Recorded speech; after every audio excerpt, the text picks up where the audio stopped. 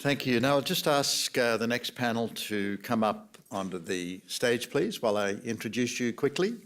Guy Blunden is going to be moderating this panel. Guy is the Director of Client Services at WMK Architecture. You can read about him, of course, in your program. I went to see Guy last week, actually, about another project. They did a really fascinating hotel at the southern end of Coleroy Beach that I'm involved with, which is just for people in wheelchairs. It's quite an amazing project. It's a respite resort for quadriplegics. Yeah, quite an amazing... It's relevant to the topic, actually. Quite an amazing project, which is open and already attracting business, if you can believe, from Norway, as far away as Norway. Quite amazing. He's got a really interesting group on stage. Monica Parker, who's a TED speaker and presenter, blogger for the Huffington Post, authority for BBC Radio worldwide. An emotional pivot occurred, Monica, when you became a homicide investigator defending death row inmates for Florida's Department of Justice. Yep. Can't top that. I'm not sure why I got that look, but anyway. Joining her is Paul Weiss. Paul, I'm looking at the one that was supposed to be. Paul's very tired. He's Didn't come just up. flown here. His arms must be tired. Yeah. Paul is a global specialist in luxury and lifestyle hospitality and design. He's gained global experience working in Malaysia, Korea, England, Poland, Brazil, United Arab Emirates. Went to University of Manitoba. Actually, can you believe my first GM job was the Winnipeg Inn? We could talk about that later one day. Winnipeg where? Right.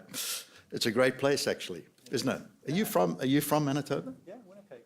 Get out. And Angela was on stage earlier. She also is U of M. Where do these Manitobans come from? I tell you, fantastic. We don't stick around. Good, yeah, that's true. That's true. And last but not least, Dr. Donna Wheatley at the end there. Donna, a workplace strategy design leader with Warren and Mahoney. Donna is an experienced strategist and designer with extensive portfolio covering major commercial, cultural, workplace, master planning. I've hopped over all the degrees I know that you all have. I think it's more interesting what the sort of work you do in the background.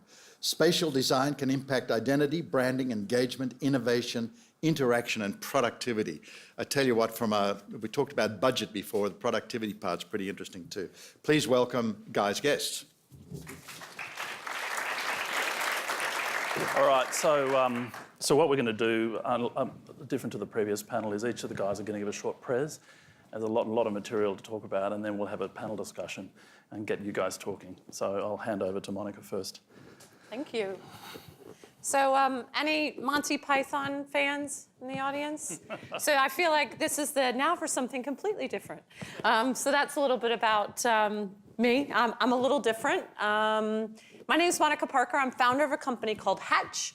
And Hatch is actually an acronym. It stands for Human Analytics, Think, Connect, Hatch. And that's what we do. We're a human analytics and change consultancy that specializes in the future of work. But it also comes from this quote, which I love, that says, "You cannot go on indefinitely being an ordinary, decent egg. We must be hatched or go bad." I think it's such a clarion call about change and the change that's happening. And really, that's what we're talking about today. And this panel is about the changes that are occurring in the way that we work, that we live, the way that we play, and how those are all intersecting. So yes, a bit about myself. I am a behavior nerd. That's me. Can you see the resemblance? I'm a behavior nerd. All the people that work for us at Hatch are behavior nerds. That's what really gets us excited. And we love getting under the skin of a client and understanding how they operate from a human point of view. But yes, as Howard mentioned, I was a homicide investigator for the Department of Justice. Unfortunately, I did not get to wear a catsuit or carry a gun. It's one of my great regrets in life. But what I did learn from that work, working with men and women on Florida's death row with the defense teams and exonerating them, was the impact on space, on behavior, and also on community, on the people and the environments that surround us on behavior. And that really, for me, became that red line, the theme of understanding how people operate. So Hatch, One of the tools Hatch has is an online survey, and at this point we've now spoken to about 40,000 people globally, and some of the information that we've gained, we've started to learn how people view their world. And one of the things that we've heard is there was discussion about budget, right? And everybody wants to talk about the ROI. One of the reasons people like to talk about ROI is because it's really measurable. You can measure money, right? And some people like measuring money. But what I'd like to encourage you to do today is to think about the ROE. And there's a couple of different ROEs. We've got return on engagement. We've got return on emotion. And we've also got return on experience. And so I want you to be thinking about how emotion fits into sort of the return on your creation, on your project, how engagement can feed into it, and more broadly, experience. And I think a lot of people are talking these days about the experience and what experience people have when they come into a space. From our research, we find that there's 4 themes that keep emerging when we look at emotion, when we look at experience, when we look at engagement. And those 4 themes are cause, control, contemplation, and community. I'm really privileged to be speaking in front of AHICE on Thursday, and so I don't want to do any spoilers. I'm going to be talking a bit about that. But what I thought I would do in just this very short period, this little teaser, is to tell you 3 stories, and sort of 3 stories through the history of time that I think do a great understanding of how this is encapsulated. So I'm going to bring up a really controversial issue. I think there are 2 people in the world. These 2 people, they argue they're never going to see eye to eye. And those are cat people and dog people. So who's a dog person in here? Okay, good. A few dog people. So I'm going to tell you a story here about this little fella. So this is a bit of a totem for Hatch. This is for those of you that don't know, this is a Jack Russell Terrier, right? So I'm going to tell you a great story about how those 4 key elements led to this. So Victorian England, cast yourself back to Victorian England, was a really good time to be a vicar. So let me tell you this. So to be a vicar in Victorian England meant you did pretty well. So typically in Victorian England, you took one of a few jobs as an educated male. You were either a vicar, you were in education, or you were a soldier. Those were the sort of the good jobs that you could have. And being a vicar was a good job. You basically got a percentage of whatever came out of your parish, and this was agrarian England, so a lot of really high yield, a lot of money that you made, so you were comfortable. It wasn't a lot of heavy lifting, really. You were typically given a missal, so it wasn't a calling. You were told this is what you say on this date. You had your parish, you had your group of people, your community that came together. But what ended up happening is you had these people who were very intelligent, who were very comfortable, who had a lot of time on their hands. So what did that equate to? What did that mean? That meant that these vicars of that period of time ended up being some of the greatest inventors in England at the time, which I think a lot of people didn't realize. The first submarine was invented by a vicar. Actually, some of the Malthusian economics, Malthus, people have heard of Thomas Malthus, right? He was a vicar. And this fella here was actually named by the Reverend Jack Russell. So the Reverend Jack Russell actually came up with this breed of dog. Why? Because they had a community around them. They had a shared cause. He had the autonomy, the control to drive his own life, right? And he had that comfort in his environment. He had the contemplation, the time to think. So that's one example. The next one, we're going to go a little bit more into design because you're thinking, okay, crazy lady, that's a little bit out there, the dog. But now we'll go into the built environment, okay? So who's heard of the Building 20? I know it's one of Guy's favorite stories. Anybody else heard of Building 20? Good.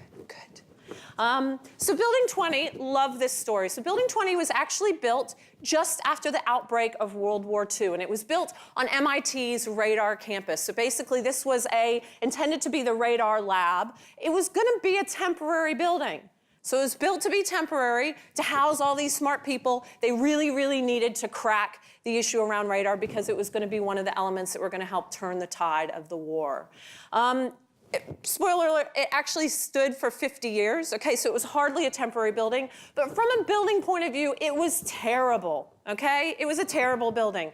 It leaked, it smelled, it was cold in the winter, it was hot in the summer, but it created some of the most incredible inventions of its time. Chomsky linguistics, Bose Acoustics, the weather radar, but it was all about autonomy. It was about taking lots of smart people in this space, creating a community, giving them complete and total control over how they use the space. So as an example, Gerald Zacharias came in on a weekend with his friends, took out part of a floor to build enough space for his atomic clock. Now, anybody who's in facilities is starting to like rock back and forth and get very nervous right now because it was a little bit chaotic.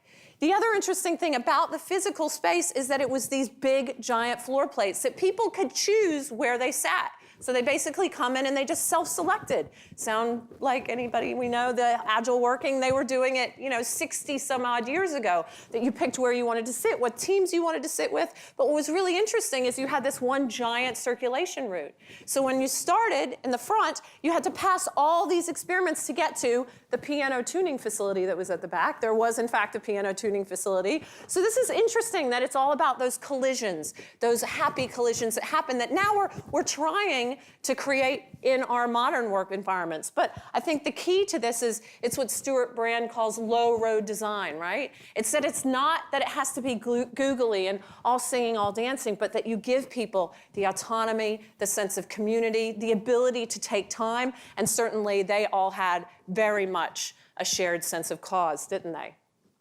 So the last is a bit more of a modern example, Google.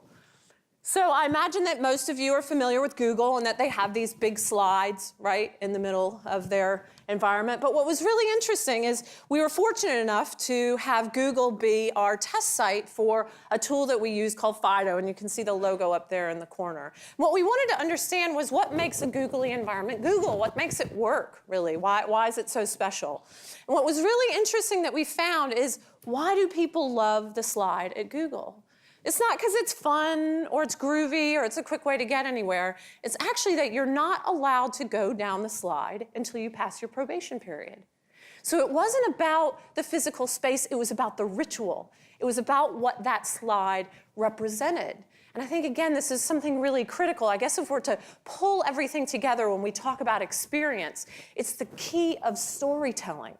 Joseph Campbell talks about the idea that as adults, we no longer have shared rituals, that it's almost like as children, as we grow up, we need to be born again so that we can have these shared rituals with other people. And that's what they've tapped into, that this is a ritual that they can all share. So for us, one of the things that we do at Hatch is really try to understand what stories do people have to tell? What is that intersection between people and place? And so I'm going to show you just a very quick video of the tool that we use, Fido, and the way that we tell stories, and then I will just end on one quote for you and pass it on. And so I always, if anybody's ever seen me speak, I love to end on a quote because there's so many smarter people in the world who say things much more eloquently than I could, so I'll end it here. After nourishment, shelter, and companionship, stories are the thing we need most in the world. So that's, I hope, the one takeaway that you'll take, and we can chat about that in a moment. Give that to you. Thank you, guys. All right, thank you. Thanks. For someone who says they get nervous before speaking, you're a natural, and that was very fantastic. Paul, your turn. Yeah, thank you very much. We've got the slides coming. Okay, here we go. So, as you know, the topic today is the third workplace, and I'm going to be focusing on that. Brief introduction to myself. My name is Paul Whisty. I am the principal of Design Assembly, which is a luxury and lifestyle hotel consultancy. We specialize in projects throughout Asia, but also looking at some projects in South America and Europe at this moment. I've been in the hotel design business now for close to 20 years. My first project was with a Australian-based firm, actually, Denton Corker Marshall. When I was working in London, we did the Sanderson Hotel. So an Ian Schrager Hotel was my lesson of my introductory lesson into hotels. Focusing today on the third workplace, which is, as some of you may or may not know, the third place is you have your house as your first place, the place of work as your second place, and then in the sort of late 80s, early 90s, the idea of the third place came up, and that was like your bowling lane or your pub or your cricket club, or wherever you went to just have a beer with your friends and just get along and talk to each other. And so the idea here today is to explore the possibility of how a hotel can actually specifically become that third workplace. Because as we know, as we'll see when we're talking here, we're always talking about trying to bring the outside in. We're always trying to talk about bringing in the locals, bringing in everyone. Everyone come in, it's great, it's all open for everyone. But you know what? Some people don't want everyone in, right? And we'll get to that point. And we'll start talking about what we're actually focusing on, how we can actually take these ideas and actually turn them into a very potent new concept within hotels through a different lens. So here's the question. Can hotels become the third workplace? And no, they can't. And it's just quite simple, because the way that we've designed hotels since the dawn of time, it doesn't allow us to. I mean, the third workplace is the place where you go with your friends, the place where you hang out, the place where you feel like you belong. And how can you feel like you belong somewhere where everybody else is from somewhere else and you never really know them, and it's a very transient market? You can't actually get that type of sense of feeling within the hotel the way that we design it. So not the way that we currently design them, but yeah, you know, we actually might be able to do this. If we sit down and rethink the way that we're actually designing hotels and rethink the way that we're going to approach it moving into the future, within today's workplace, I think that we can actually find these spaces that we can make a hotel into a hybrid of this type of third workplace. So we have to allow the hotels to evolve into becoming business centers that will offer lodging, but generate attraction to the greater community. So what do I mean by that? We're going to talk about this largely, you know, people like to talk about themselves, and I usually talk about, you know, all the different things that I've done, but this one is going to be, I'm going to show you where I work. And the reason I'm going to show you where I work is because I think that if we take the hybrid concept of a co-work habitation space and we inject that into an actual hotel, I think there's something that's very dynamic that comes up. And until I actually started researching this the other day, I hadn't really given that the depth of thought where I think that there's an exciting kernel of opportunity for hotel owners and operators and brands to actually start exploring. Now, look, I'll quantify this, that we are going to look through this through that lens, and I'll quantify it saying that hotels are excellent at running hotels, but they're terrible at running everything else.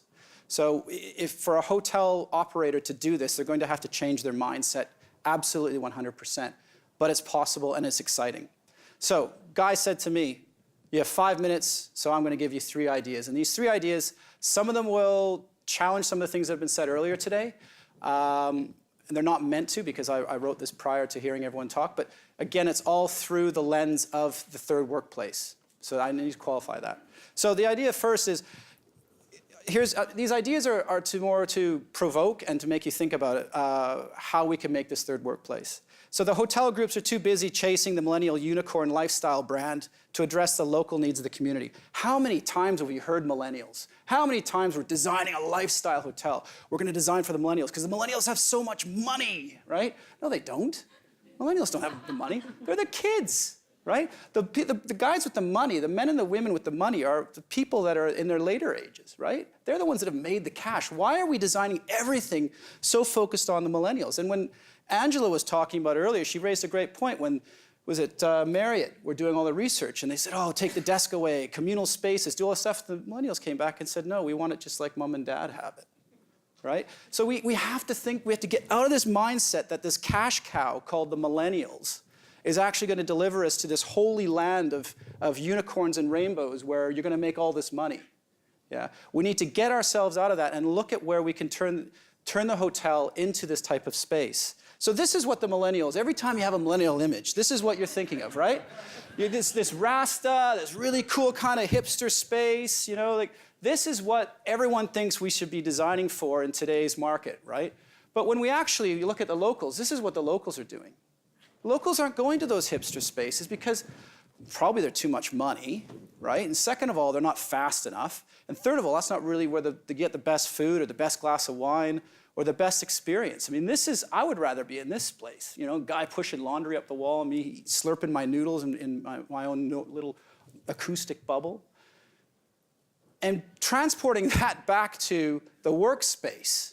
So the reason I'm saying this is because within the third place, you need to find an excuse to bring locals in. Right now, we're designing lobby spaces. Bring them in. We're designing, you know, some kind of new F&B concept. Oh, that'll bring the locals in.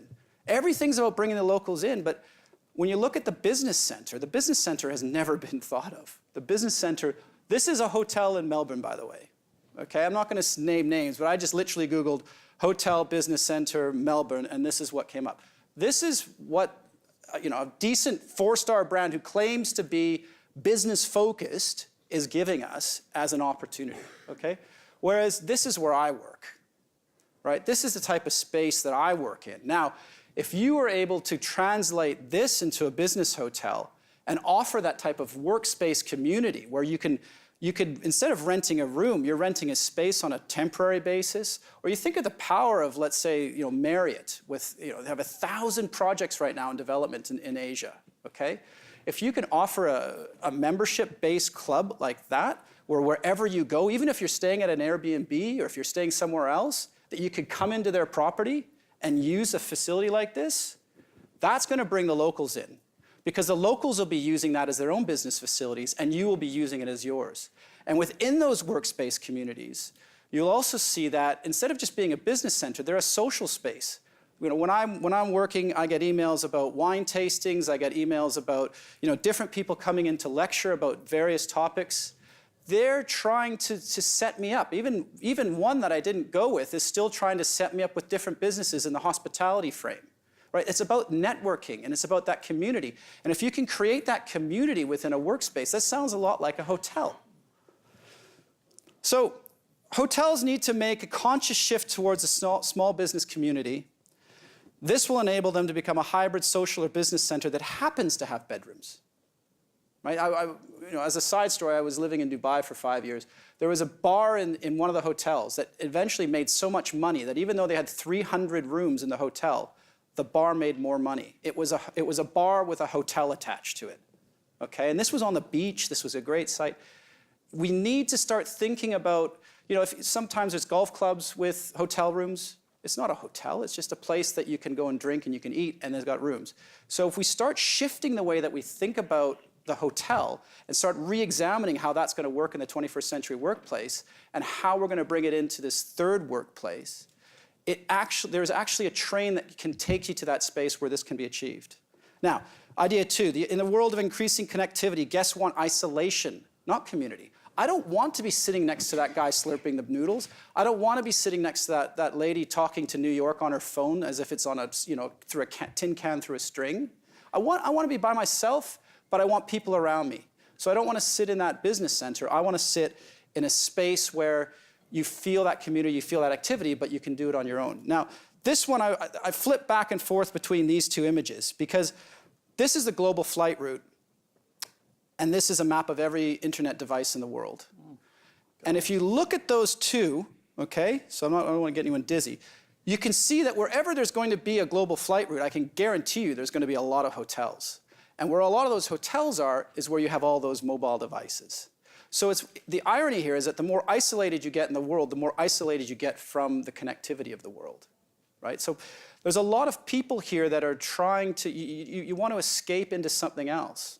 And we need to be cognizant of the way that the flight patterns and technology are affecting the ways that we actually use our space and the way that we want to interact through space. Gone are the days where you had a billiard room where all the gentlemen would go there and have their cigarettes and talk about the world, and the ladies would go over and have their tea in the tea room and be gentle and talk about pressing flowers, right?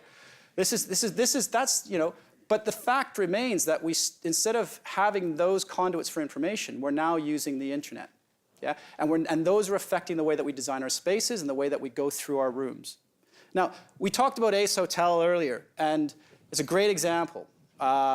This is Ace Hotels. This is sort of, these are the drones on their computers that are coming in, working away all quietly, free Wi-Fi maybe, and get a good cup of coffee. But this isn't what I'm talking about.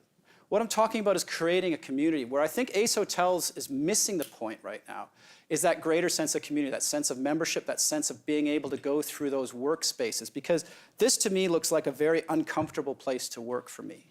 This to me looks like I don't have that kind of option. You see that guy in the back, his headphones on, probably watching a video or something like that. It's not a comfortable work environment. It's not the kind of place as a professional that you'd want to take someone in and say, hey, this is my office. I want to have a chat with you about something. Yeah, this is a place about being alone and isolated. Again, going back to the workspace I work in, because it's all about me, light and airy, and you have people sitting together at desks, but you also have them sitting apart. There's a good energy in it. And again, if you could translate this into a hotel, I believe that yes, you could establish the third workplace. And finally, taking another page out, this is where I work. That's my office. I can go up there and go for a swim. You got all the guys in the offices opposite. This workspace looks a lot like a hotel. And if the workspace groups are doing it, why aren't the hotels doing it? So hotels will need to be designed with primary places of conducting business by following the example of work share spaces. Bring the businesses in, the bar's gonna work, the restaurants are gonna work, the coffee's gonna work, because you're gonna have all of these people coming in, and then as a guest, you're gonna feel that vibe, you're gonna feel that local inclusion, and you're gonna wanna go maybe into that pool, you're gonna wanna go into that space to work. It's not about sitting in the lobby anymore, it's actually becoming immersed in that environment. Now finally, quick third point, Airbnb is not the enemy of the hotel. It's a cracked window into the future. It's not going to survive the way it is, guys, but it is such a beautiful beast right now. What it lacks is the potential to become this third space. So look, this is me coming in today from the airport, you know, kind of zoned out, looking around, trying to figure out what time it is, looking at my watch. You know, there's this isolation amongst the thousands and the millions when we go through these places, yeah? And this is what you expect Airbnb to be, you know, this kind of, oh man, I'm gonna just lie here and chill out and I'm gonna be so beautiful and I'm gonna just hang out with all these cool people and this really cool space. But this is what it kind of turns out to be, yeah? If you're lucky, you get, you know, a couple of cans of beer, you get a good view and you're with a friend, but you're not gonna get that sense of community. And Airbnb is never going to be able to provide that because where they are able to disrupt the room, they're not able to disrupt the hotel.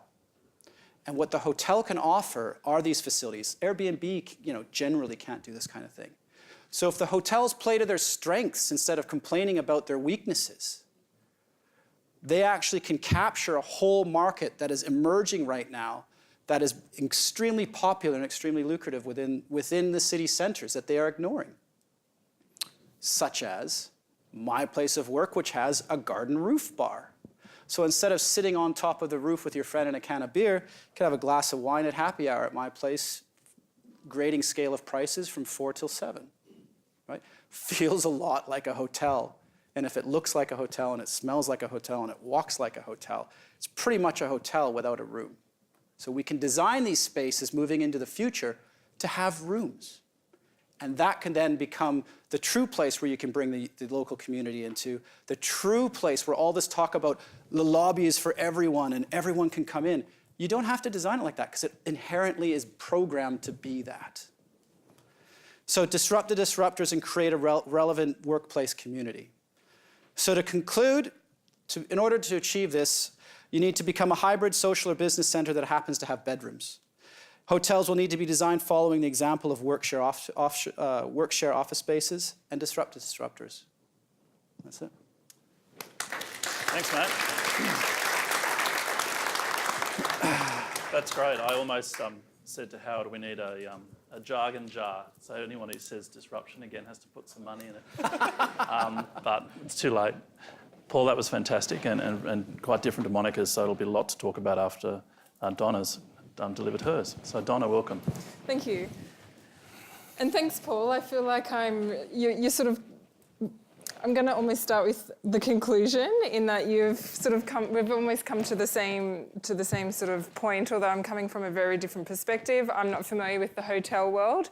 Workplace and commercial environments, education environments are my sort of bread and butter.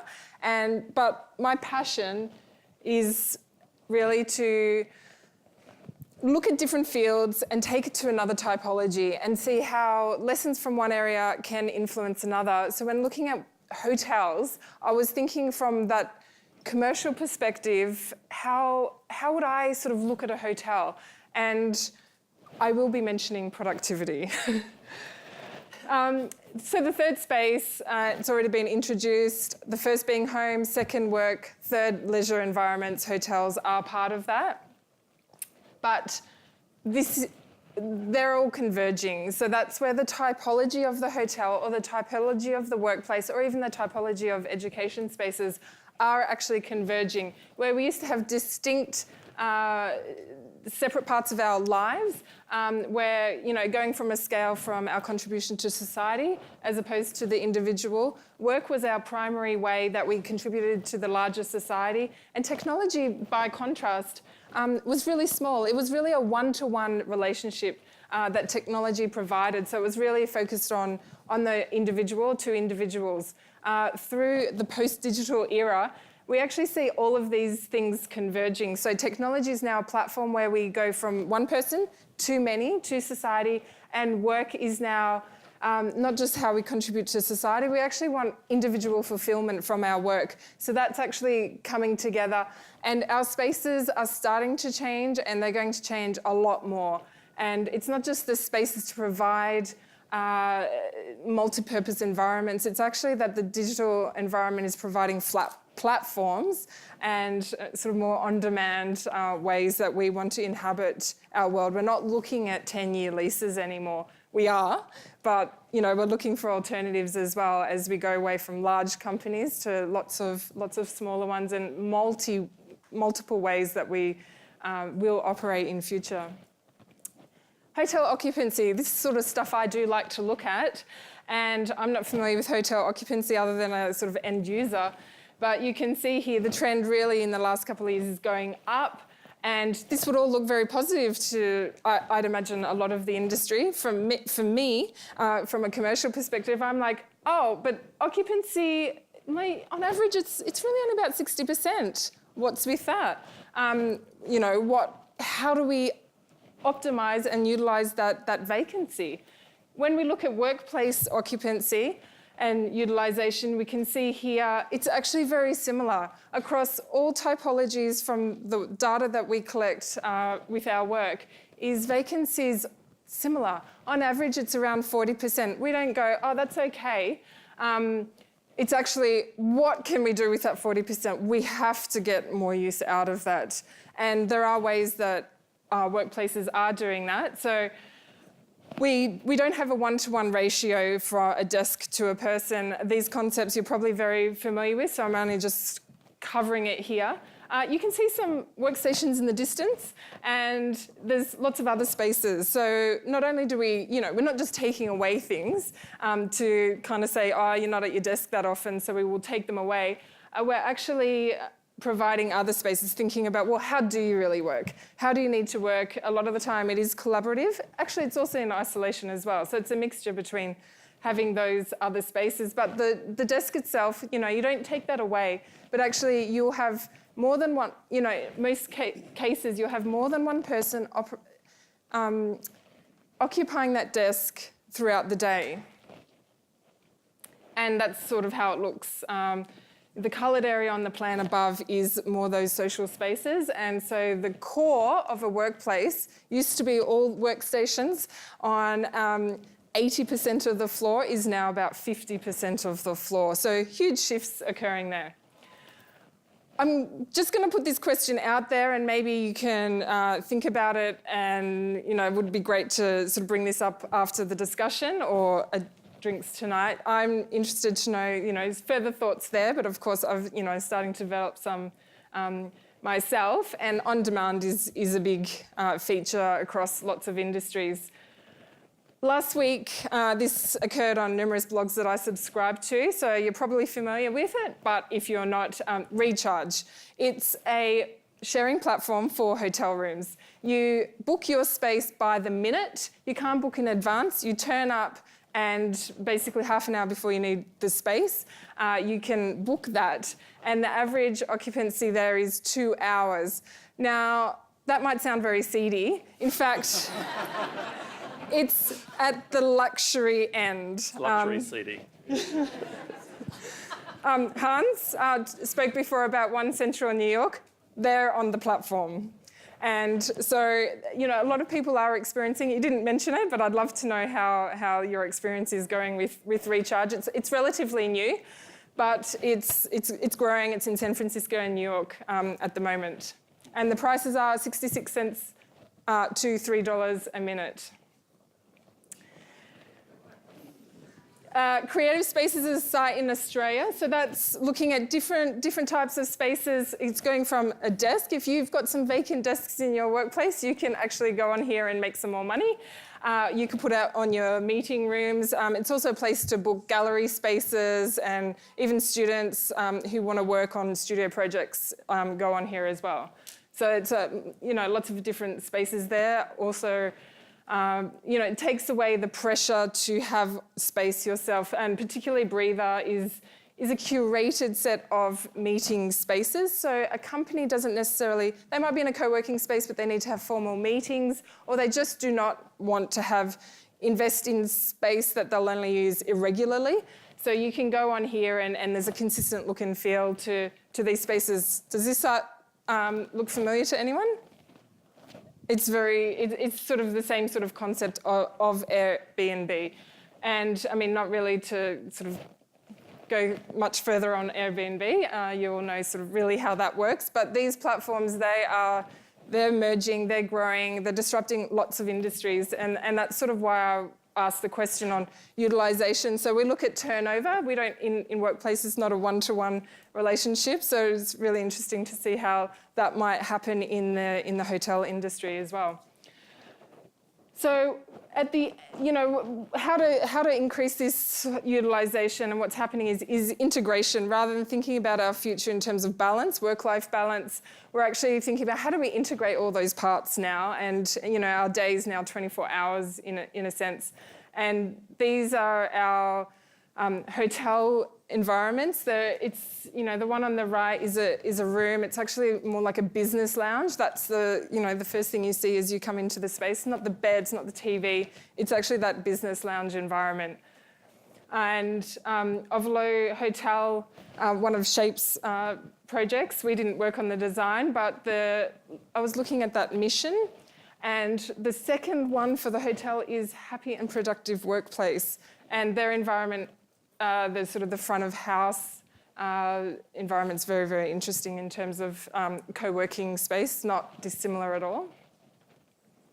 And then when we work on our own workplaces, we also provide these alternative spaces to work, if you like. So it's, as you sequence through the space, you're going from very public spaces through to increasingly private spaces throughout, but it's not your typical, workstation environment.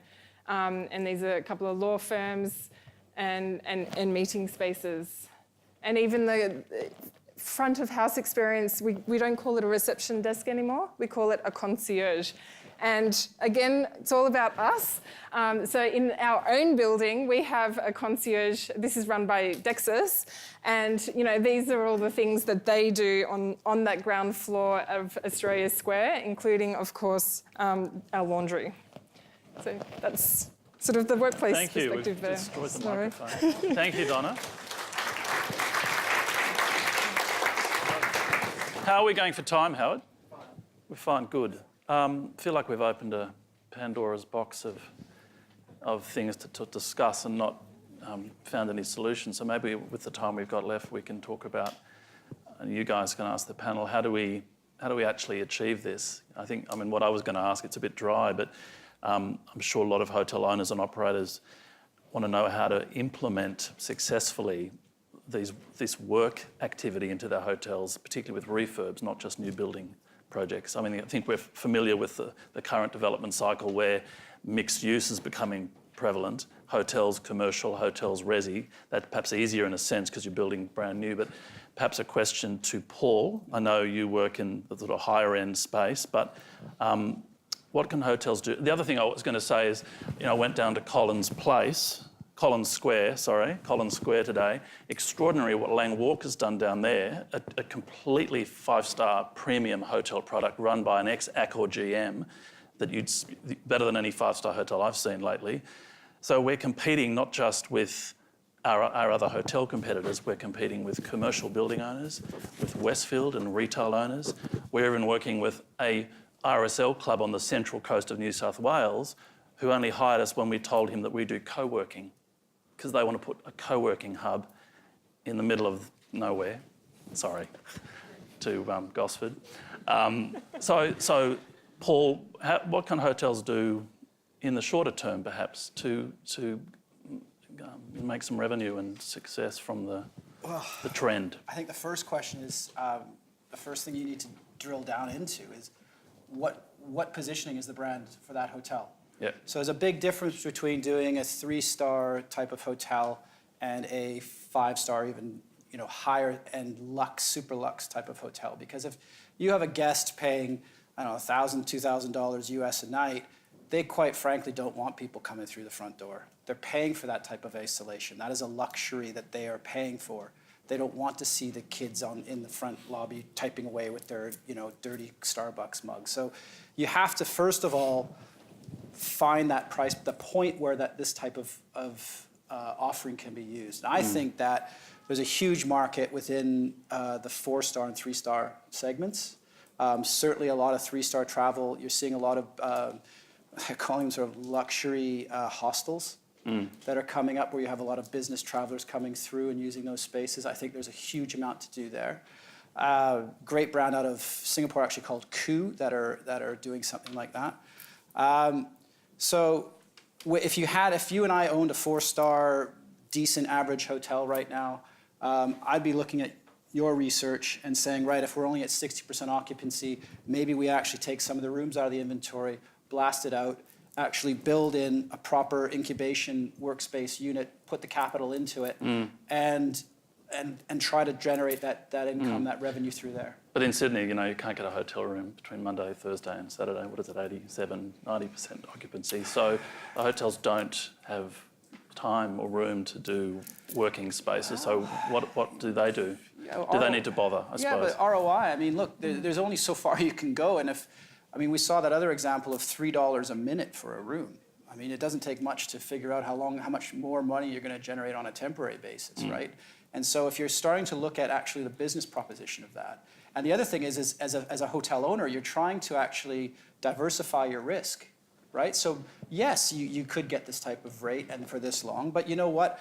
By actually opening up your business to something else, you might be generating more in your F&B and more in your bar. So it's not just about that space, it's about the extra revenue that you're generating indirect through revenue, it. yeah. So there's a whole different segment that you could be looking at in terms of the way, and through design, and through not much money. I mean, the images I was showing you was, bare concrete, light bulbs hanging from the ceiling. We're not talking about Italian marble, right?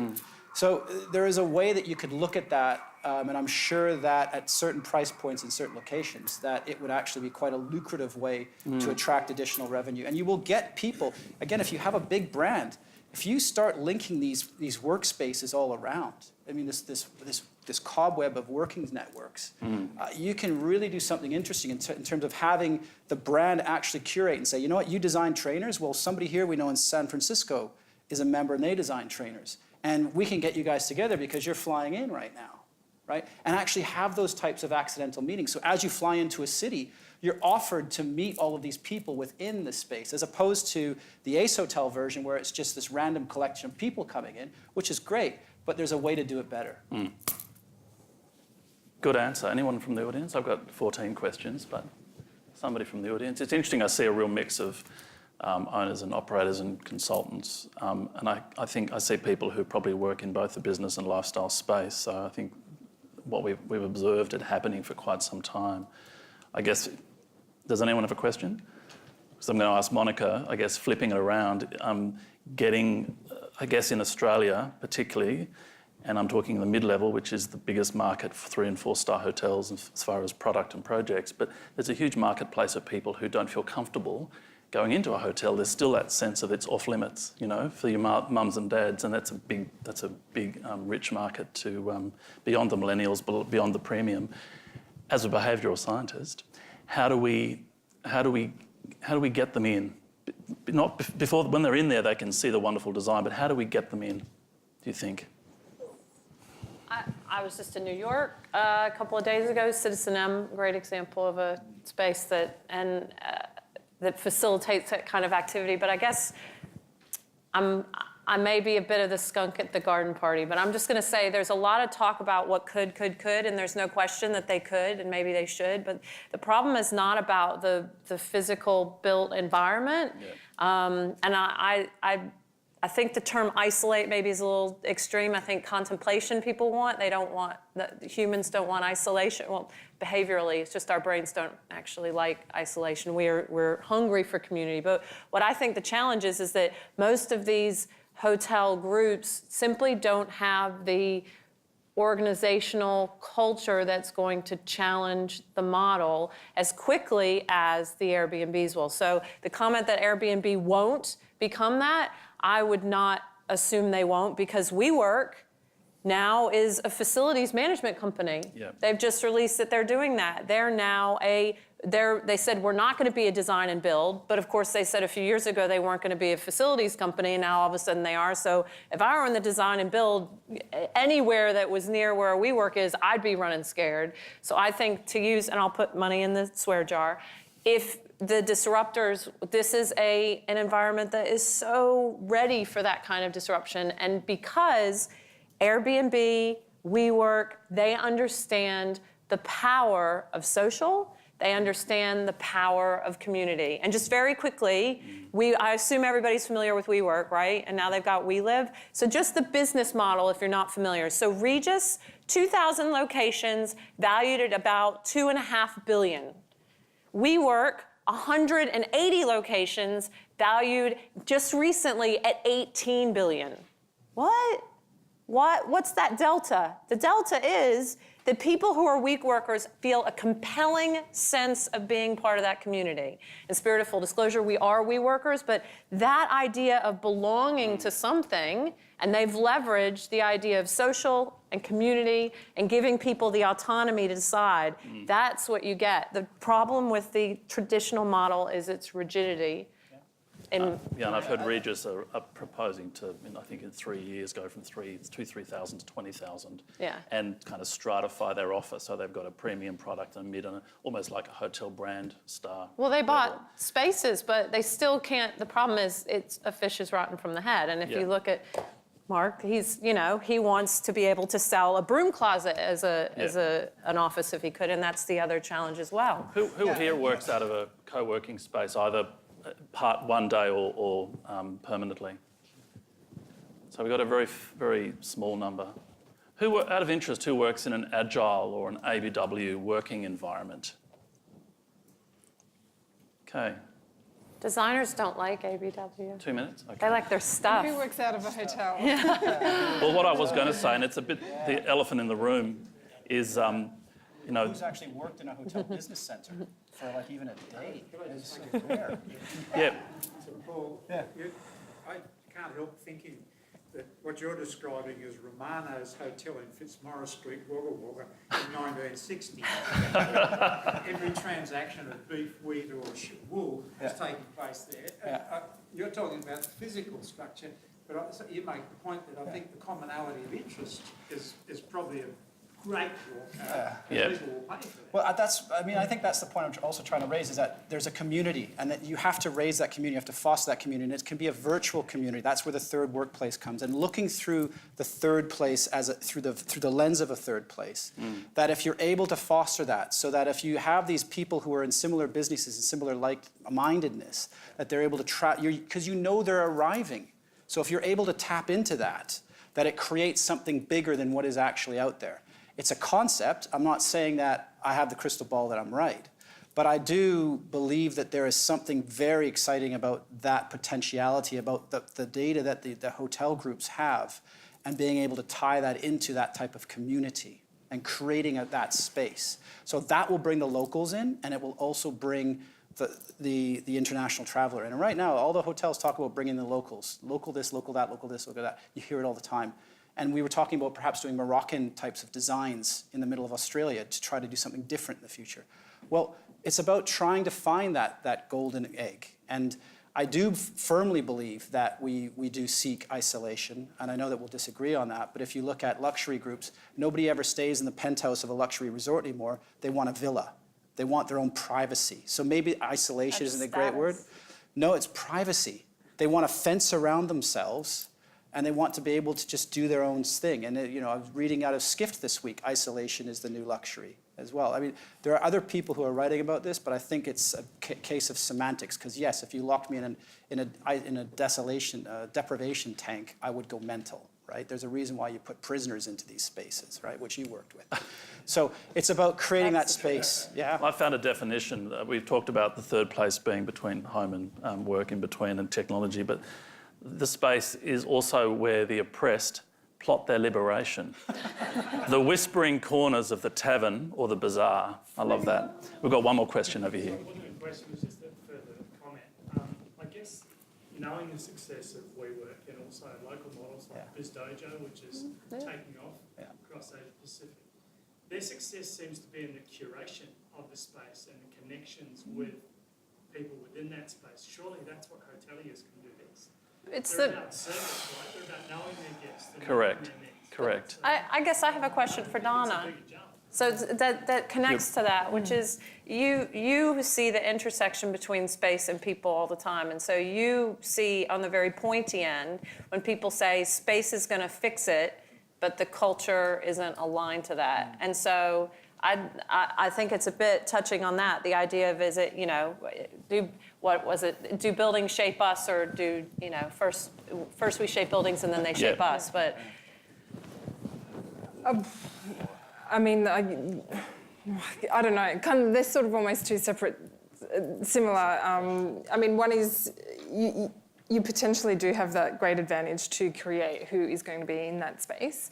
And so you can use that to your advantage as a draw card. And that's what a lot of co-working spaces will do. They're only open to certain sectors. So when you do that, that sort of sector do want to mix with people that are going to have skills that they can utilise. And potentially a hotel can do the same thing. It's probably a marketing thing more than anything else, sort of through memberships or anything formal. I mean, platforms do a reasonably good job of that too, and that they create, the recharge. Only selected hotels are invited to participate in that, and so by virtue of doing that, it elevates what that means to the end user. So that's where you get business travellers using it, because it's not seen as something seedy. It's actually a real opportunity to have a shower before you've got a meeting. Or social influencers, the Kardashians might need to have a rest before they have a night out and they're jet flown back to another city that evening. So that curation is super important. But the notion of space and that ownership is just changing so much that platforms are bringing it together. And to put something else in that jar, who's really going to disrupt that? Is it coming from within the industry, or is it going to come from sort of outside? And there's sort of big questions at the moment for It's interesting, many. not as a plug for our networking drinks venue later, but QT's. The big elephant in the room is, for a big group, the hotels are the first workplace. I'm talking about the staff, and back at house hasn't changed in many years. And so what is it like as a staff member of a hotel? And QT take this approach where they hire actors, they hire people with incredible personalities, a little bit harder to manage. The first human touch point you have is a director of chaos at the front door. And therefore, and the point is, they're so engaged, and so the guest is so engaged. So there's a sense of, I'm dealing with another human who's got a life outside, serving me drinks. And so that, I think, builds a sense of community. I've run out of time. Look, thank you very much. Donna, Paul, Monica, I hope you all enjoyed it. It's opened up a lot of conversation, but hopefully we can talk more at networking. Thank you. And just a quick shout out, an unofficial shout out to thank Howard and Andrew Pickering, Gary, Glenn from SHAPE as well for putting it together. I'm personally very thankful for that. So round of applause for those guys again. Thank you.